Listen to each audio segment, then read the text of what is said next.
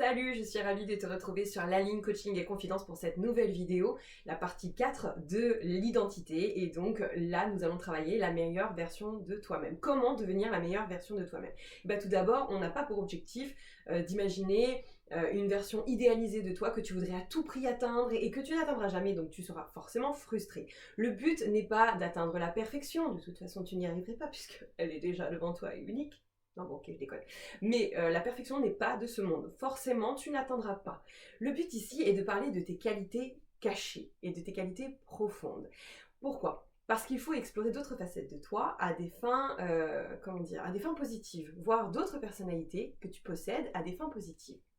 Tu le sais, dans le passé, j'ai été enseignante. Et quand j'étais prof principale, je demandais à la rentrée à mes élèves de me donner systématiquement le nom d'une personne qu'ils admiraient.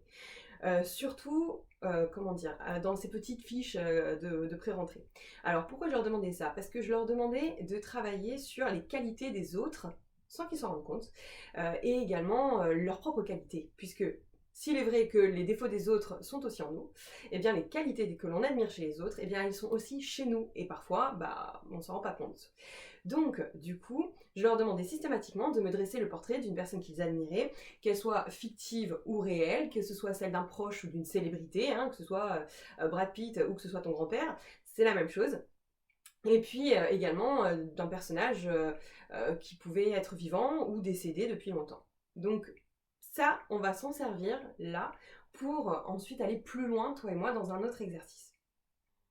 Les défauts que l'on déteste chez les autres sont en fin de compte le reflet de nos propres défauts, de ce qui nous horripile chez nous, que l'on ne tolère pas chez nous. Ce qui prouve donc que l'on ne s'aime pas intégralement. Et ça pose déjà problème, on va le voir dans la vidéo, comment s'aimer. Mais s'il est vrai que les défauts que l'on déteste chez les autres sont ceux que l'on a également en nous, eh bien les qualités que l'on adore chez quelqu'un, eh bien ces qualités-là sont également celles qui sont nôtres et que l'on ne connaît pas forcément. Donc en fin de compte, les talents, les valeurs, les atouts qu'on adore chez quelqu'un sont le reflet de nos propres qualités. Elles sont simplement et purement cachées, très souvent au reste du monde, mais également à toi-même. Alors allons les découvrir maintenant.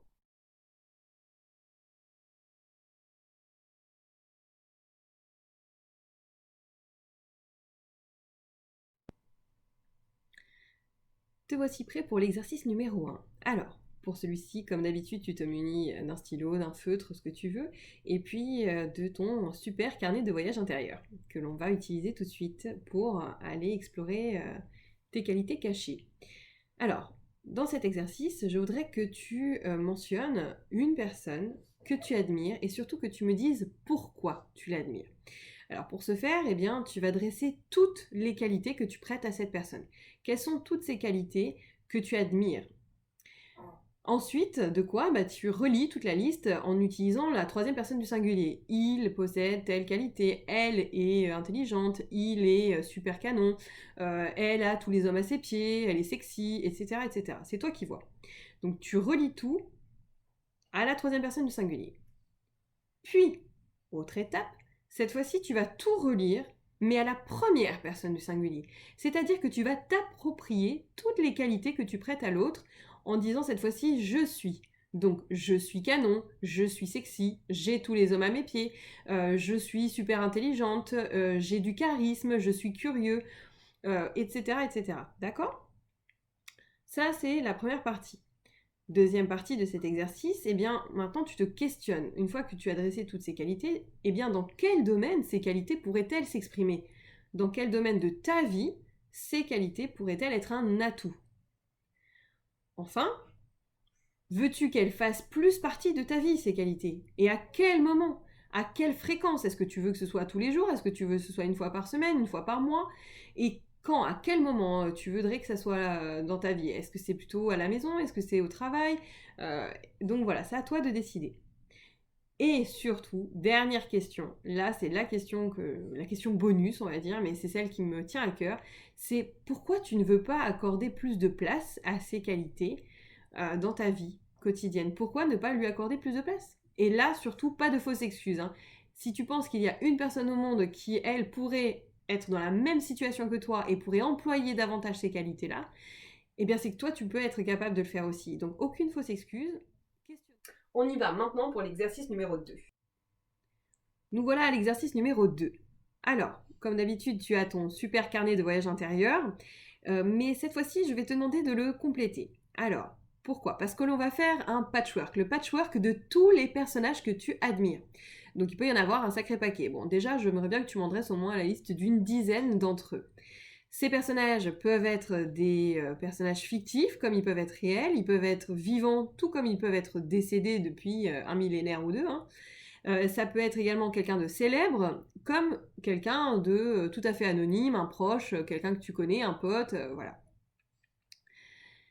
Une fois que tu as dressé la liste de tous ces personnages-là, bien évidemment, il faut que tu me mettes la liste de leurs qualités, de toutes les qualités que tu admires chez ces personnes et que tu souhaiterais avoir, que tu aimerais avoir et que tu penses être indispensable pour être aussi super que lui, aussi charismatique que lui. Alors, pour ce faire, ce serait bien aussi que tu ailles chercher sur internet et que tu imprimes les photos de ces personnages-là. Ce serait cool que tu puisses avoir des images, que tu les découpes comme tu le souhaites et que tu les colles dans ton carnet de voyage intérieur pour vraiment avoir un visuel en plus de ces qualités que tu prêtes à tes personnages. Ok?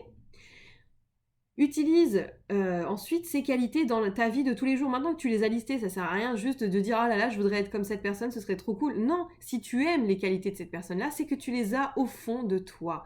Donc fais-les ressortir et utilise les qualités dans ta vie de chaque jour. Par exemple, quand tu veux être plein d'assurance, sûr de toi et autres, eh bien, si tu admires James Bond, eh ben, imagine-toi être James Bond. Comment est-ce qu'il agirait? Donc, tu te mets dans la peau de ce personnage et là, directement, tu vas voir que tu vas emprunter eh bien, l'assurance de ce personnage-là, tu seras super sûr de toi, voire même peut-être un brin arrogant. Voilà, donc accapare-toi ses qualités et on appelle ça en psychologie faire comme si. Voilà, donc fais comme si tu étais lui. Fais comme si tu étais James Bond, fais comme si tu étais voilà, je sais pas moi, Lara Croft, et puis que tu arrivais à être quelqu'un d'éblouissant à une soirée en étant en tenue sexy ou en étant, comment dire, super intelligent, en ayant une conversation extrêmement passionnée. Donc c'est toi qui vois, c'est toi qui gères.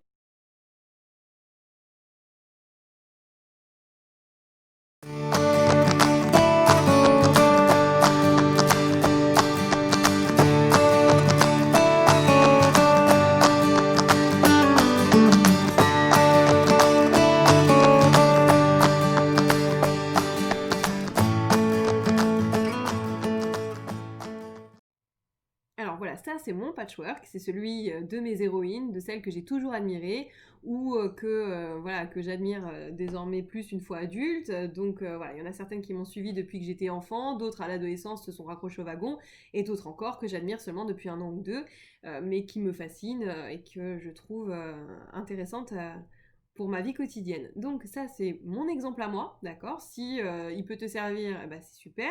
Le but, ce n'est pas forcément que tu aies le même patchwork que le mien, hein, bien évidemment. S'il est, bah, c'est ok, hein, ça me dérange pas. Mais si c'est pas le cas, eh bien, il n'y a aucun problème, pas de jugement, que ce soit sur mes personnages ou que ce soit sur les tiens. Donc, si tu admires Oui Oui, eh bah, moi ça me va aussi, hein, donc il n'y a aucun problème.